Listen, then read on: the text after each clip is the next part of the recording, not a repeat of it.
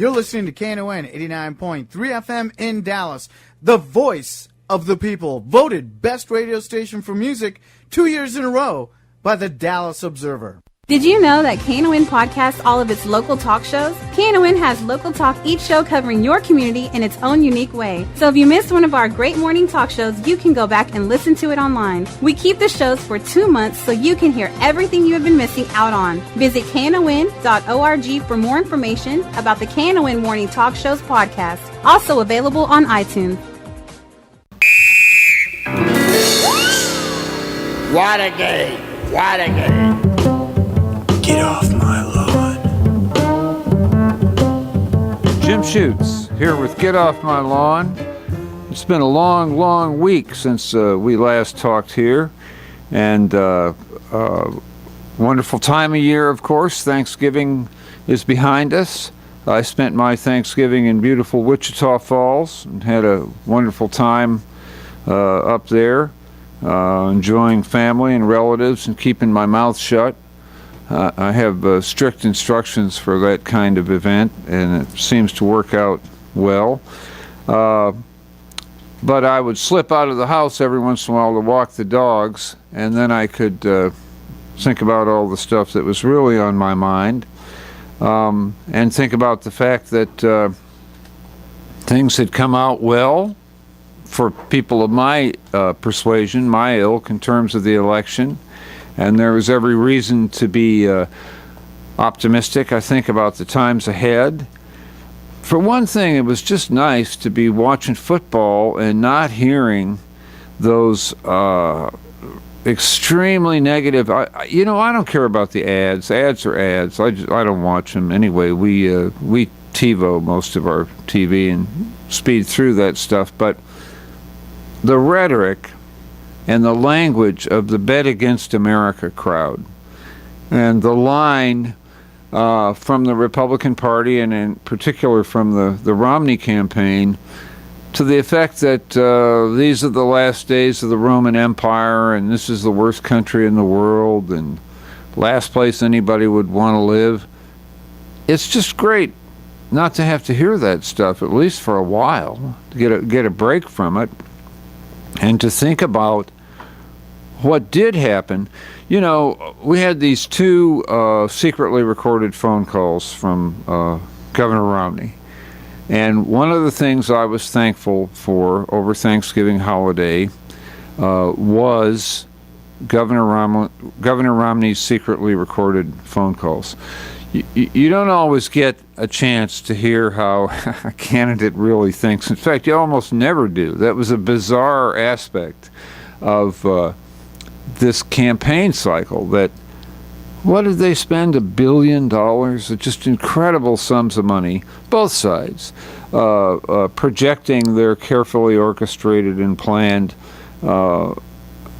ideas and images and impressions, and going to incredible measures to manipulate us and get us to think what they wanted us to think. And then you have these two little windows that you can look through. The 47% phone call a few weeks before the election, in which we heard Governor Romney expressing how he really felt about America, that 47% of the country was made up of mooches and losers. And then right after the election, another secretly recorded phone call in which the governor expressed the opinion that the Democrats had bought the election by giving all the dummies and the mooches in our society bribes in the form of free health care and birth control for college students and stuff like that. It's just, people are entitled to having their own philosophies about how to run the society, and there are really important, legitimate differences. But it's just that view, the Romney view of American society, is so depressing, so pejorative, so negative. And in fact, the day after Thanksgiving, on Get Off My Lawn on the Dallas Observer webpage, that's the Dallas Observer version of the KNON program, I wrote about this, and I wrote about an op-ed piece which also ran Friday in the Dallas Morning News by the Reverend Gerald Britt, who's a frequent voice on local politics and local affairs and issues, and always I find a very sobering and serious and intelligent voice. He and I have disagreed about some stuff, and we've disagreed pointedly at times in the past, but I always read what he says because he's a serious man, and he expresses himself very well. And Reverend Britt was talking about this last Romney phone call in which he said that the Obama camp had won the election by bribing all the losers in our society. And Reverend Britt talked about about Hispanic and African American voters and why they voted the way they did and what's ahead for Republicans. And he wound up saying, you know, you have to entertain the possibility that these voters, like many of the voters who voted for Obama, in terms of how they feel about the Republican side and the Romney camp and so on, as Reverend Britt put it, they're just not that into you. It's not that they were, it's not that they were getting bribed by the other side. They just really didn't like what they heard from the Republican side. They found the Republican side insulting and demeaning. One of the things that occurred to me as I was walking around the park there in Wichita Falls is that if I look at Dallas today and I compare it to 1978, which is when I came to town, the difference in the minority populace, as we are going to call it, I guess, for a few more years, in African American Dallas and Latino Dallas is just night for day. It's incredible, the change, because of the enormous upward mobility of black people and Hispanics in this region. And it tends to be up and out, maybe sadly for the old neighborhoods in the city, maybe not, depending on your view. But if you go out, not just to the suburbs south of the city, the suburbs north of the city, Plano, Richardson, Frisco, all those places have substantially increased minority populations, and they tend to be very, very upwardly mobile populations. I think a lot of those people, when I talk to them, have a certain core conservatism. They are bootstraps people. They remind me of my immigrant grandfather. There's something about people who make it against great odds in this society that engenders in them a certain brand of bootstraps conservatism, and it's kind of this knowledge that, hey, I know how I made it. I had to work very hard, and I had to delay a lot of gratification, and I had to overcome a lot of odds, and I think that's how people make it. And I admire people who have those values, and I think those are the values that make this country great. That's what I'm talking about when I talk about bootstraps conservatism. And I think that mentality, that it's the on-the-make people who've always made this, they sort of bequeath to our country its fundamental nature. They're the real Americans, and they're often the newest Americans. Black people are not new Americans. They've been here as long as white people, but there's a sense in which you could say, you can view African Americans as immigrants who arrived in this country in 1963 with the passage of the Voting Rights Act, because you're not here until you vote. You can be here, but if you're not allowed to vote, if you're shut out of the polity, if you're shut out of participating in politics, you're not here. But because you don't have any clout. and nobody takes you seriously. If you look at African Americans from the mid-'60s to now, their upward mobility has been huge. So they are people on the make. Latinos are people on the make, just as immigrants from other countries are on the make, just as we have lots and lots of white people who were born poor, started out in tough circumstances, and they're on the make. Those are the people, when I look at the numbers in the Obama vote, those are the people who voted for Obama. They weren't on the take, they were on the make. And there's a difference between people who have something to gain as opposed to people who have something to keep.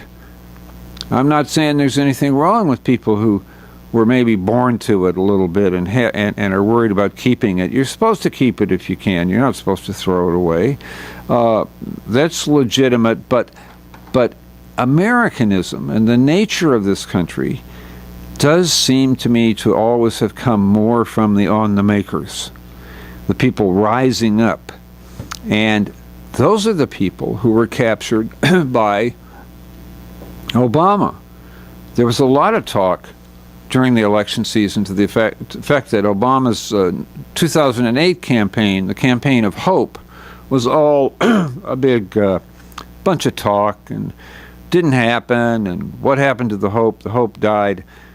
I don't think the hope died. I think you could look at this outcome in this election, and the headline for it could be Hope Votes. People don't vote if they're utterly despairing, if they don't see any point in it, if they feel like it's a scam that they're shut out of. But if people think they have a shot, yeah, they vote. Nothing motivates voting like hope. And I think you can look at the numbers for Obama, the tremendous pluralities, not simply in ethnic minorities. Yeah, he took black people. Yeah, he took Latinos. He took women. That's a little bit different issue. But he took young people by overwhelming pluralities. And not just, we're not talking kids. We're talking by young, 18 to 44.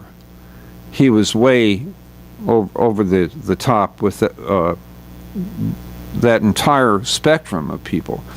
And that's pretty remarkable.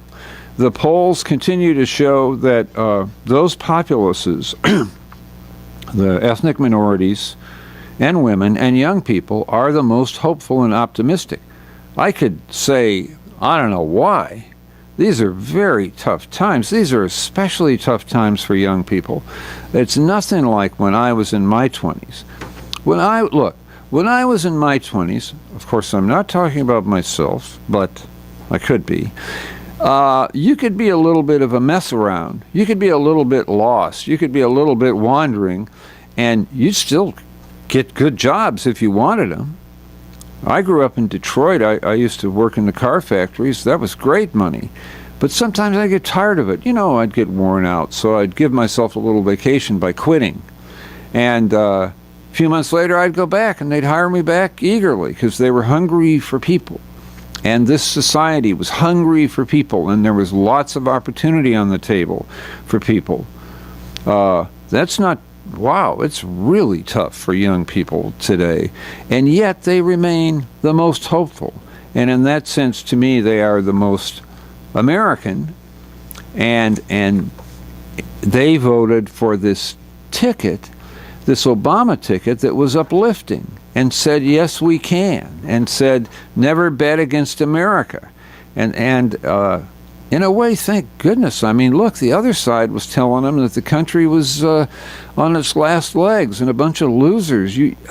I'd hate to see young people vote for a picture of this country that portrayed it as a bunch of losers. What that brings us to, and I want to talk about this a little more in the next two sessions of the show, and I hope you'll call me up. I forgot to say that. I'm at 972-647-1893. Call me up and let me know how this stuff falls on your ears. 972-647-1893. And tell me how you view all of this. What I want to segue into a little bit later in the show is what does all this mean for us in Dallas and in Texas? What what does the outcome really mean? Does the outcome of this presidential election mean that kumbaya, oh boy, we've thrown our arms around each other and we're all healed up and joined together as a nation? I don't think so. Not anytime soon. Charles Blow has an interesting column in today's New York Times talking about the number of states we're left with that are now single-party states, and it's pretty stunning. We just have I'm trying to look for the numbers here while I'm talking, but we have 37 states in which both legislative chambers are dominated by one party. And that's just a significant jump. It's the largest number in 60 years, and it's a significant jump from even 2 years ago.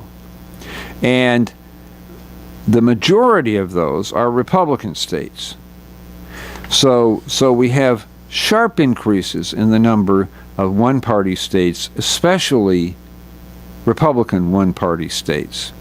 Here in Texas, of course, we have a great example. We have maybe the most extreme example, where our one-party status is increasingly Tea Party status, and where this status has given rise to a movement for secession.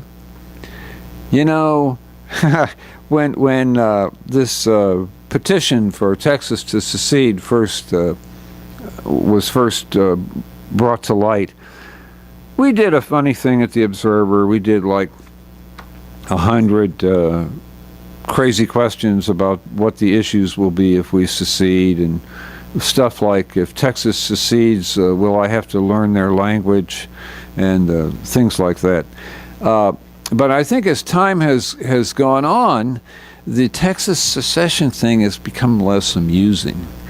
Certainly it's not amusing for the people who are espousing it. They're very, very serious about it, and it expresses a really strong disaffection from not just from Obama and the Democratic Party, but from the national culture and from national politics, and a desire to be separated from that. So what does that mean? And there are some very surprising wrinkles when you start to look at what it means. It doesn't fall exactly the way you might think it does. You might think, well, this is a movement that is going to bring the Republican Party back into power. Here we have this really strong disaffection from what's going on in Washington, and Texas is going to lead the way to a Republican restoration in Washington. Maybe, maybe not. Maybe, maybe not. When you look at the numbers, it could mean just exactly the opposite. It could mean the end of Republicanism as we know it today.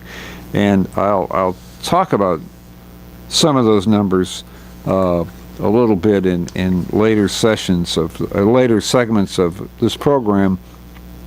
I want to remind you again, call me up if you have thoughts about this. This is Jim Schutze with Get Off My Lawn, or as another man might call it, Get off my lawn. And I want to hear from you at 972-647-1893.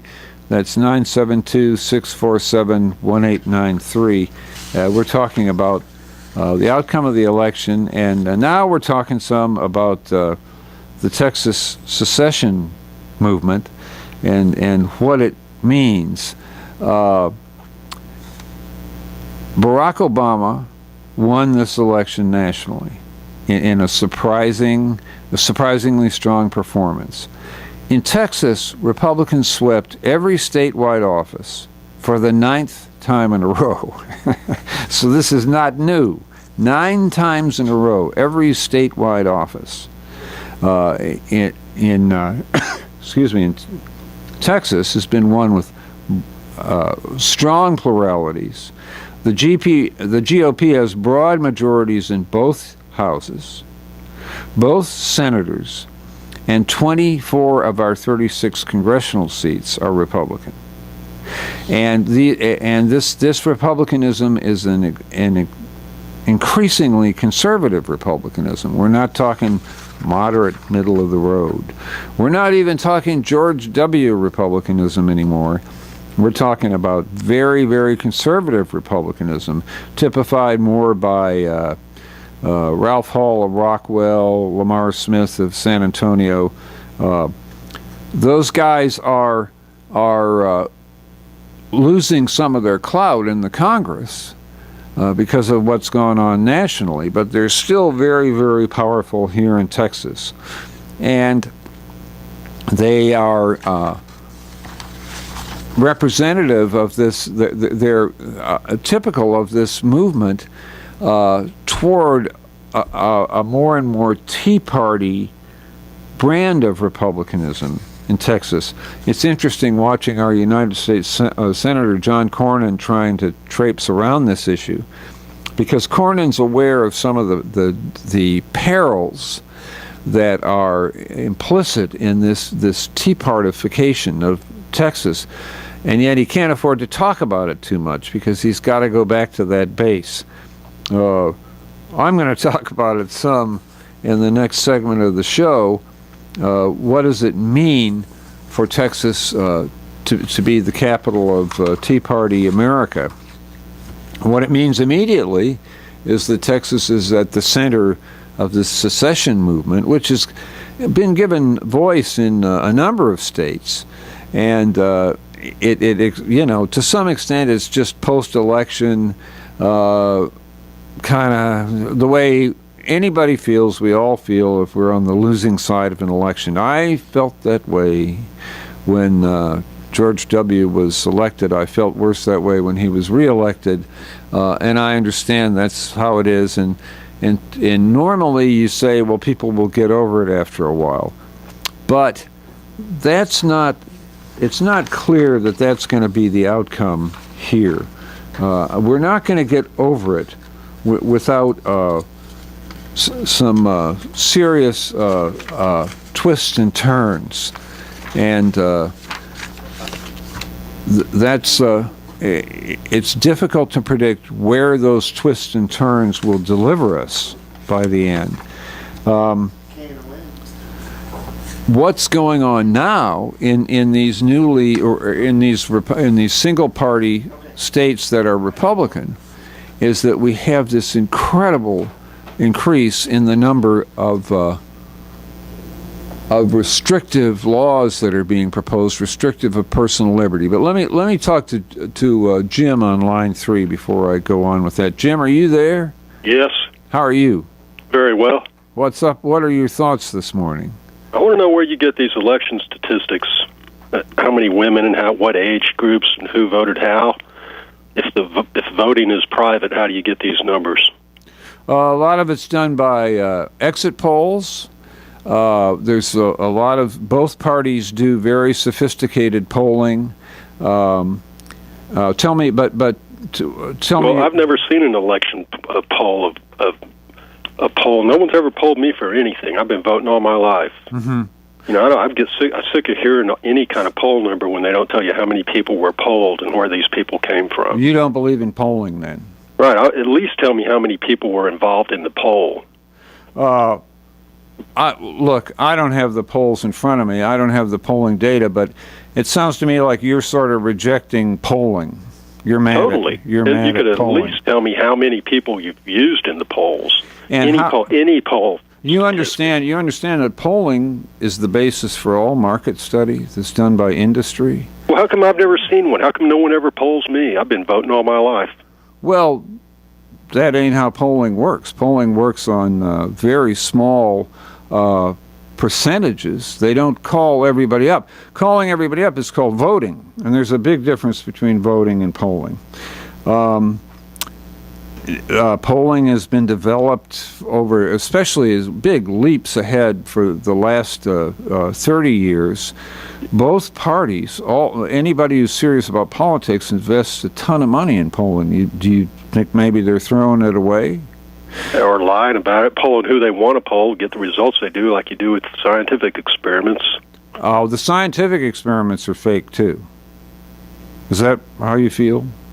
Well, yeah, you can make a science experiment come out any way you want to if you rig it. I think you have a problem with reality, sir. You just don't like the answer, and so you want to say it's not true. I don't even trust the answer. I'm not. Okay. It's good to hear from you, and we'll be back after this break. Jim Schutze, get off my lawn. Get off my lawn.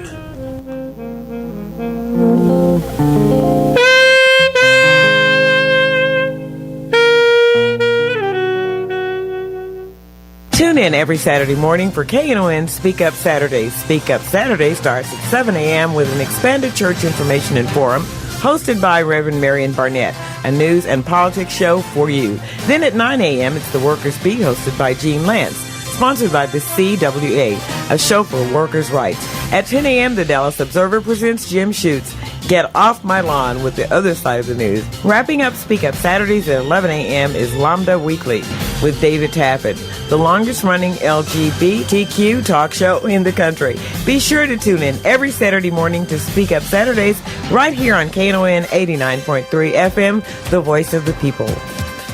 Business owners, tell KNON's listeners about your business. You can put your business or event on KNON. KNON currently has space available to run announcements for you. Tell KNON's listeners about your goods, services, nightclub, concert, or event. Help keep the voice of the people on the air while putting your information on the air.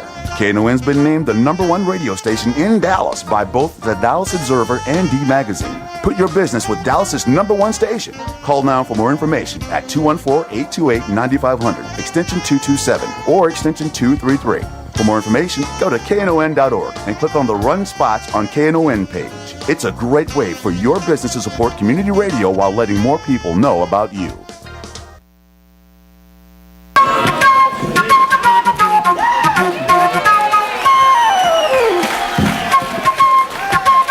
Jim Schutze back with Get Off My Lawn.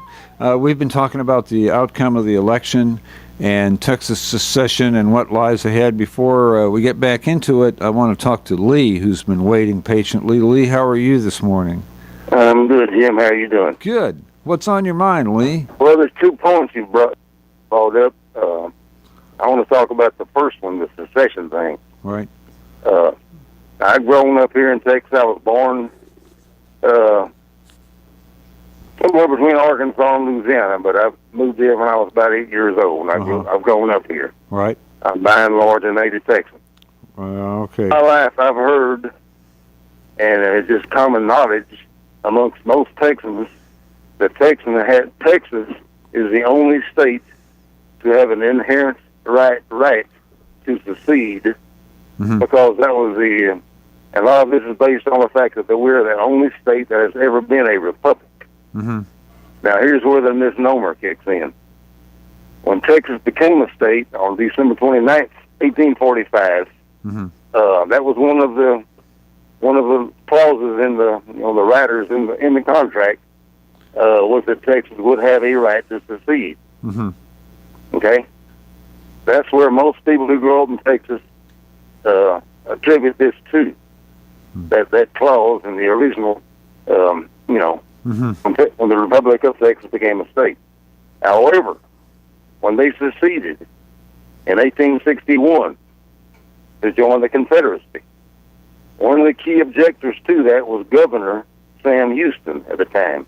And one of his arguments was, if we secede from this nation, we're going to want to come back in, and when we do, we're not going to have this right anymore. Now, most people believe or assume that after the Civil War, we came right back into the country. Okay? The Appomattox Treaty and surrender by Lee against, represented by Ulysses S. Grant, occurred on April 9th, 1845, or 1865, at Appomattox, Virginia. However, Texas was not readmitted to the Union until March 30th, 1870, about 10 days shy of a full 5 years from the time of the end of the Civil War until they were readmitted. And one of the clauses of that contract, once Texas was readmitted, as Sam Houston had predicted 10 years earlier, they do no longer have that right to secede if you come back into this country. Right. And that's what a lot of people that are, natural-born Texas citizens probably don't understand, is we do not have an inherent right to secede. We once did, but we forsook it. That became forsaken when we, seceded the first time and joined the Confederacy. Well, I appreciate that. That's a fascinating history, and I guess I sure didn't know the detail. I've always kind of assumed that the Civil War put to rest secession forever, among other things. Well, it did, because the contract, from my understanding, every other Confederate state had to abide by that same dictum. Yeah. To become readmitted into the Union. I mean, after that loss of bloodshed and treasure, it's hard to think that this country would ever countenance anybody seceding again. Some people forget. Yeah, and they didn't experience it in the first place. Right. The bloodshed and. Yeah, the outcome of the Civil War comes back in interesting ways. My grandfather was an immigrant who came alone to this country at 8. His family basically sold him for the money for his passage, and he was put to work for a German farmer in Missouri, and he was told that the farmer owned him. And that was it. He owned him for the rest of his life. When my grandfather was 12, there was an African-American guy on the farm who took him aside and said, "Hey, listen, kid, we had this thing called the Civil War here, and they can't own you anymore. Nobody owns anybody in this country." And he ran off after that. He thought, all right, that's good news. So there were certain questions. Secession is one. Owning people is another one that were put to rest forever by the Civil War. And of course, if you wanna bring that up again, then you're talking about war again. I don't think we're there yet. Lee, do you, with this secession movement? I mean, how? Oh no. Have you got time for another point, Jim? Sure, absolutely. Okay. Texas, as a history, does not necessarily. It's not about party affiliation. It's about ideology. Mm-hmm. And the ideology of Texas, from the times of the Civil War up until now, basically has not changed. Texas has always been a conservative state. Mm-hmm. Case in point, in the early 40s, we elected a guy who was just a total flim-flam artist named W. O'Daniel. Mm-hmm. Pappy. Who came, Pappy O'Daniel, yeah. Mm-hmm. But he was a conservative, anti-Roosevelt, anti-New Deal politician. Because and although he was not from Texas, he was originally from Ohio. Uh-huh. He adopted the Texas ideological position early in his life. Because the man was a hustler. He was a salesman for a grain company over in Saginaw, right, just north of Fort Worth. And he stumbled upon a kind of a cash cow, a hungry young guy who could play fiddle named Bob Wills. Right. Bob Wills was the guy that escalated him to notoriety and stardom. And the Doughboys, right? That's right, the Doughboys, yeah. And Pappy Lee O'Daniel used that opportunity to catapult himself into the national, or not national, but the Texas flavor right, and popular, to which he became, he ran on that platform to become two-term elected governor. Right.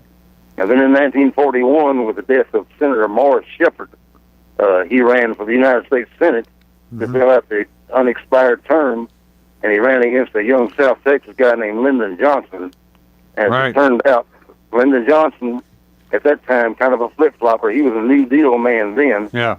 Pappy ran against the New Deal and won the Senate seat of that interim term.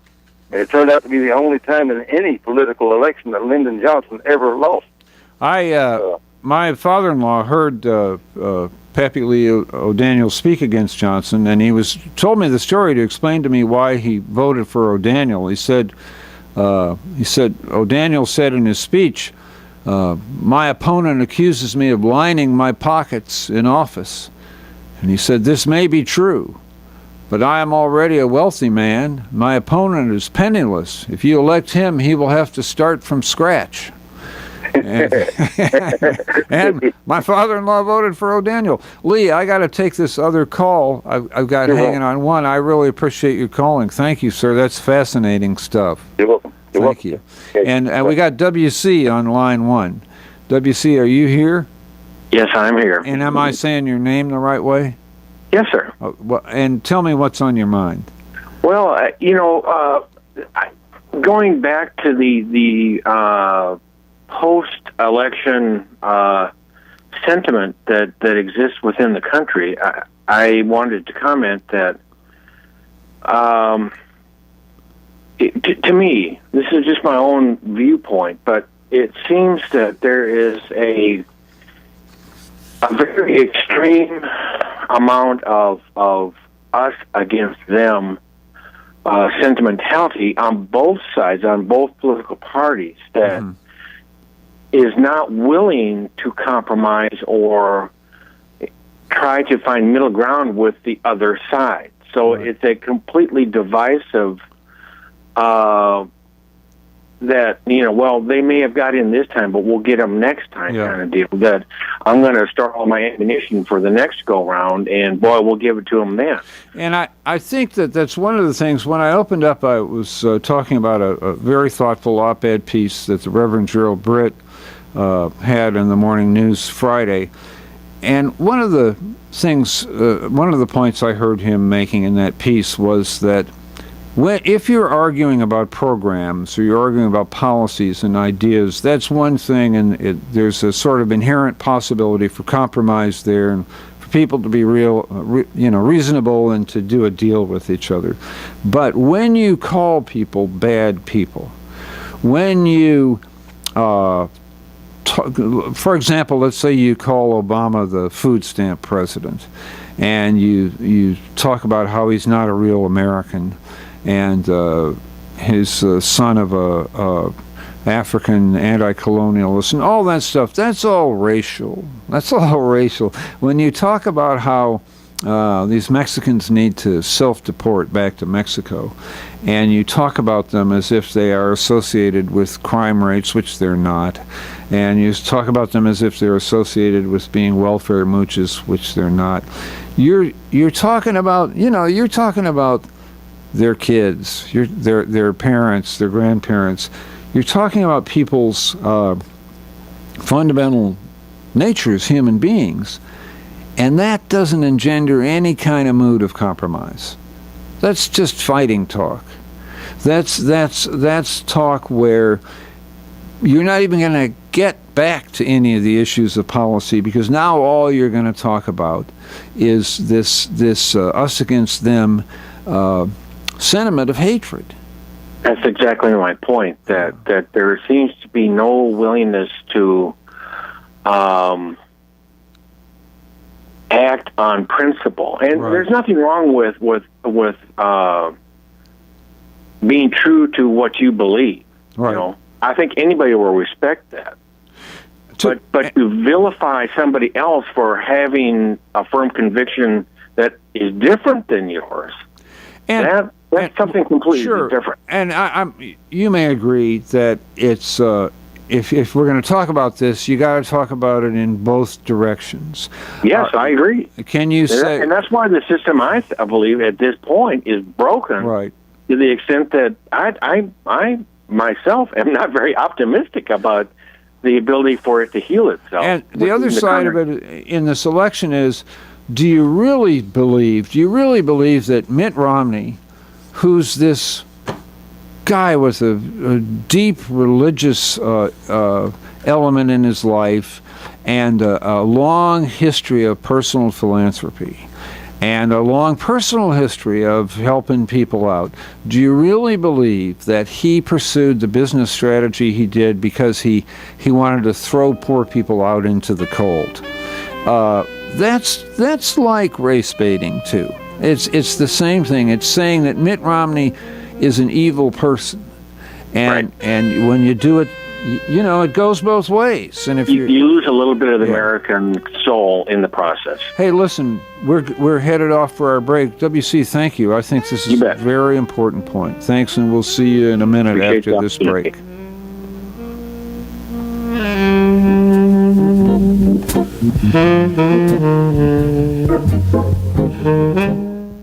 KNON thanks you for your pledge to the recent pledge drive.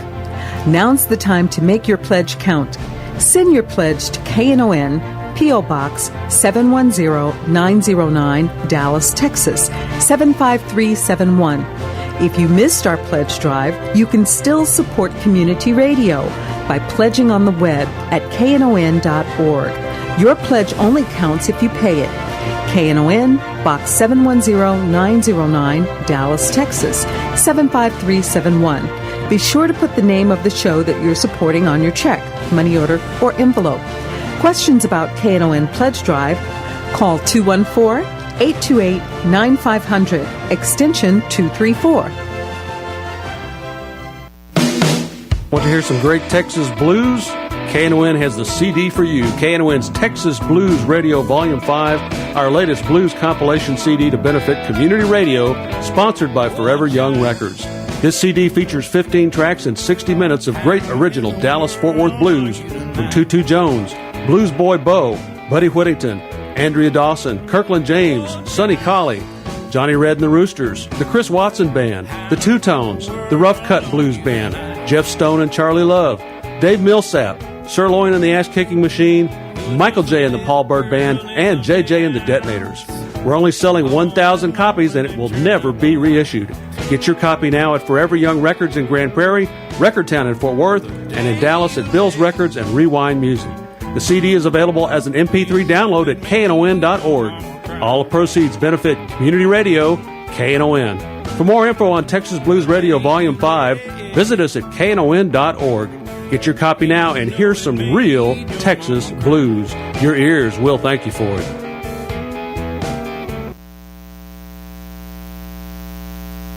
Hey, babes, take one. Jim Schutze, back with Get Off My Lawn, the final segment. We've been talking about the outcome of the election and Texas secession and what lies ahead for Texas, what lies ahead for Dallas. It's a fascinating scenario. You could look at it right now and you could say, okay, we're always going to be the outlier. This is going to be the reddest state in the union, and if they don't like that, maybe we'll leave the union and be a red republic.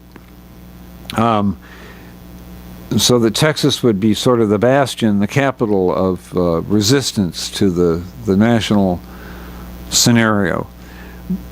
But that's not really what the demographers and the political experts see ahead for Texas. You can look. Let's listen to Jeb Bush, George W.'s brother, former Florida governor. He was talking to New York Magazine this summer, and he said, quote, "It's a math question. 4 years from now, Texas is going to be a so-called blue state. Imagine Texas as a blue state," he said. "How hard would it be for Republicans to carry the presidency or gain control of the Senate?" In other words, Republicans count on Texas for that Republican edge, and it's worked. As we said in an earlier segment, we've had 9 electoral cycles in which every statewide office in Texas has gone Republican. But Republican Jeb Bush is saying, watch out, it's not going to last. And he's not alone. I mean, he's looking at people like Cindy Rugley, who's a political science professor at Texas Tech. And she says that the trends are headed away from Texas Republicans. She said, quote, "The demographic tides are going to influence Texas. Either a Republican will step up and take the lead in making the party more attractive to Hispanic voters, or Texas will turn to a two-party state." And that's because of the increase in Hispanic voters. I mean, that's what everybody points to. it's also African American voters, but it's also young voters and women voters, because they're trending very Democratic. One of the factors that could tip the state more Republican is the white vote. And you might say, what are you talking about? I'm talking about white East Texas. The point is, where the reddest counties are, they can't go any more red. They're almost 100%. But if you look at the trend with young voters everywhere, some of those young votes in East Texas, in West Texas, in the really red counties, are going to start peeling away and coming over to the blue side if they follow any of these national trends. In the meantime, that we have 32 counties in the state that have gone up in their Democratic performance. 23 of them are in South and West Texas. And then the other 7 are clustered around Dallas, Houston, and Austin. The urban centers are where the big stuff is. But the Democratic trend is not only in the urban areas. And it's not Democrats who are seeing this, it's everybody. Everybody who's looking closely at it sees this trend. And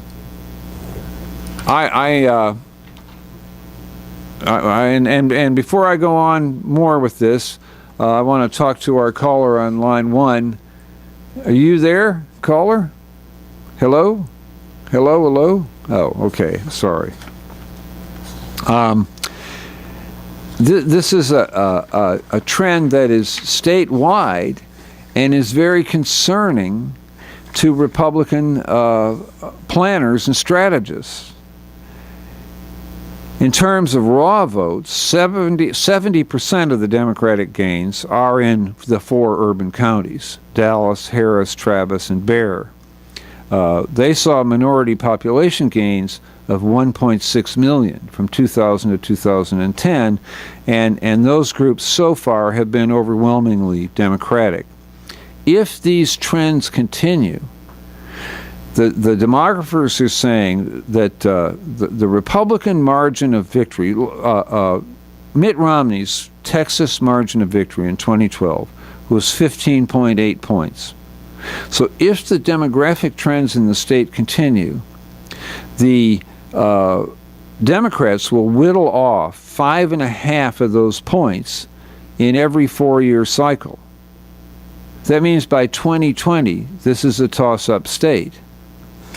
Mac Makoviak, who's a GOP consultant, said, I think 2020 is a reasonable time frame for Texas to become truly competitive, particularly if Republicans don't begin to cut into the Democratic advantage with Hispanic voters.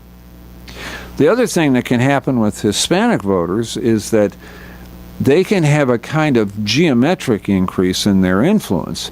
This trend could show up way sooner than 2020. So far, we're just counting on the Hispanic vote to increase numerically as Hispanic population increases, but traditionally, the voter turnout among Hispanics has been very low in Texas. We started out talking at the beginning of this session about how hope votes, how as people begin to see themselves having more to gain from the electoral process, they vote more, and their percentages go up.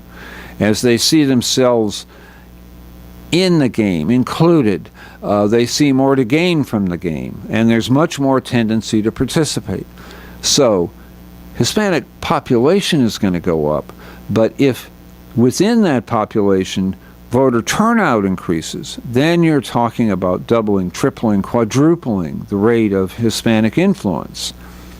You can argue, and I did at one point in this show, that Hispanic presence, like upwardly mobile black presence, has a very conservative streak to it because it's bootstraps. It's people who are making it.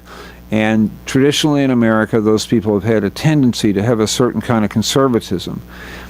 you could make an argument, and this is what Jeb Bush is saying and other Republicans are saying, that the Republicans should be able to harvest a lot of that vote with traditionally conservative values, values of self-reliance and entrepreneurial independence. But this is where the trick comes in. This is where the whole secession thing turns into sort of a corkscrew. If Texas gets drawn down this road of Tea Partyism and rejectionism and reactionary sentiment, where everything's anti-Obama, hate Obama, we're not going to take part in Obamacare, we're going to reject all of that stuff, then you begin to build a very hard nut at the center of the Republican Party that is not going to be attractive to these growing constituencies that are tending to vote Democratic. If you look at what's going on in the one-party Republican states, you see all kinds of stuff happening that's going to drive away those new voters.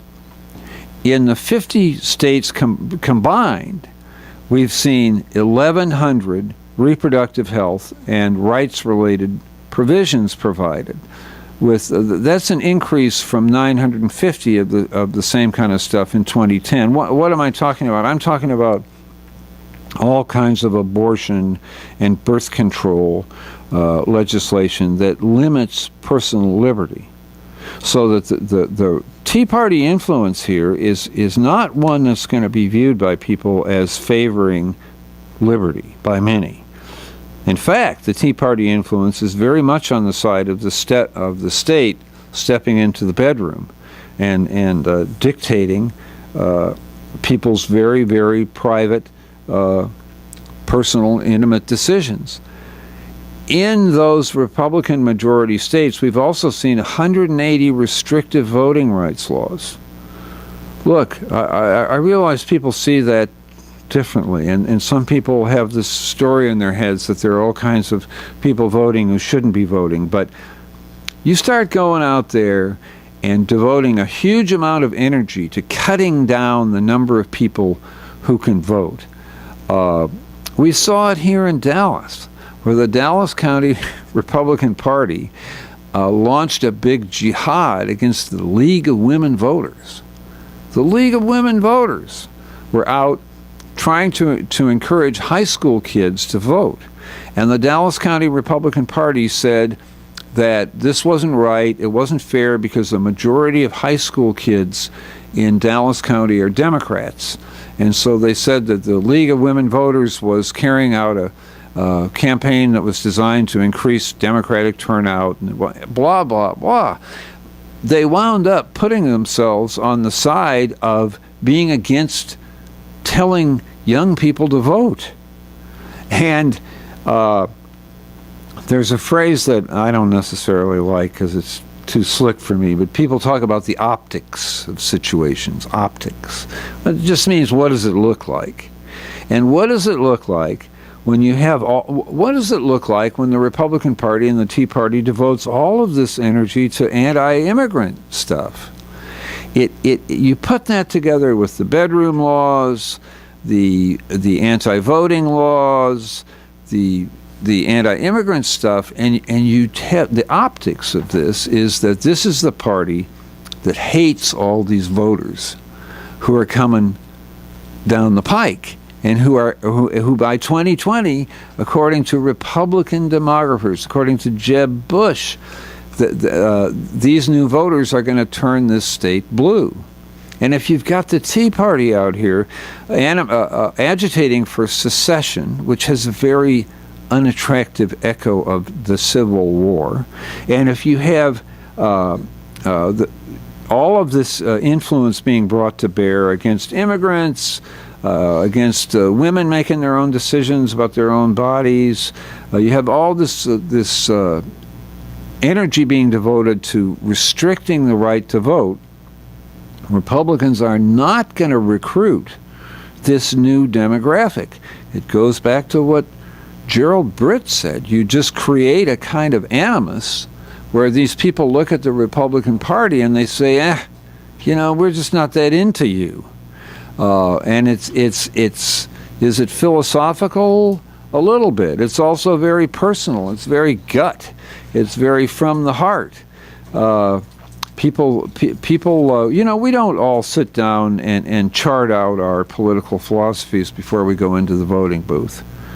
We wind up having a tendency to sit down and think, who do I like? Who do I dislike? And if you heard one of the candidates in a secretly recorded phone call calling you a mooch, let's say you have health care needs in your family and you're really hoping that this health care law is going to help you. In 2014, people who have pre-existing conditions can have a shot at getting insurance. And let's say that's very important to you for personal reasons. You might be willing to debate with somebody about whether this is the best way to do it, whether there's a more efficient mechanism. But when the guy calls you a mooch, then it's all off. Then we're not talking about philosophy anymore. So, if you put all of this together, if you put together this kind of cultural animus against the people who are the up-and-comers in our society, the people who are on the make, and you start calling them mooches and losers, and even after the election, you get caught saying it again, saying, oh, the Democrats just bought the thing by handing these people a bunch of freebies. What are you doing as a party? You're and this is what I think the Jeb Bushes and the other thoughtful Republican leaders are trying to say. They're saying, hey, our only hope to hang on to Texas is Hispanic voters. Our only hope to get back to national pluralities is going to be women voters, is going to be voters who are have a very truly libertarian view about sex and about gender, and who don't want the government deciding you guys can marry, you other guys can't marry. You have a whole, what's really a movement, and it just elected a president in the country, expressing itself pretty clearly, saying, we don't like these kinds of intrusions in our lives. We want to expand our concept of humanity. We want to get more people in the tent. We want to make it possible for more people to participate. And we like people who are on the make. We like all these newcomers who are making it.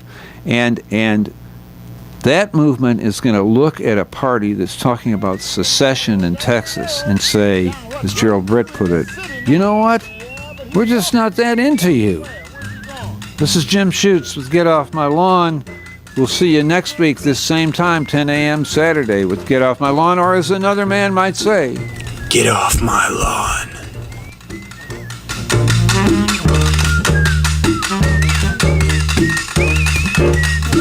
You're listening to KNON 89.3 FM in Dallas, the voice of the people, voted best radio station for music 2 years in a row by the Dallas Observer. Did you know that KNON podcasts all of its local talk shows? KNON has local talk, each show covering your community in its own unique way. So if you missed one of our great morning talk shows, you can go back and listen to it online. We keep the shows for 2 months so you can hear everything you have been missing out on. Visit KNON.org for more information about the KNON Morning Talk Shows podcast, also available on iTunes.